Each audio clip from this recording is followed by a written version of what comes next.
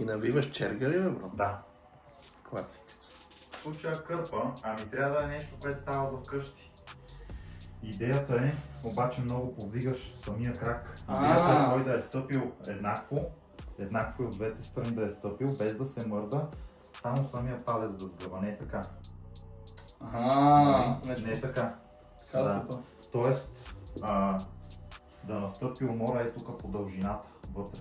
Тоест умора като, защото знаем всички като тренираме за бицепс, за гърди и такива основни мускули, това е умората там. Много напрягащо реално. Да. Пъмплива. Като се направи. Да, има Както правиш ти с тибията.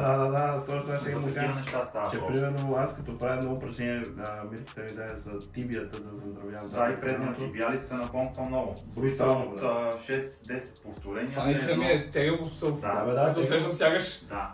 И реално това. Не, че не мога. Реално по принцип това като го направиш така в продължение на 5-10 минути с почивки, ще усетиш как? разлика. Аз в момента усещам сягаш, то си е стегнато само. Да.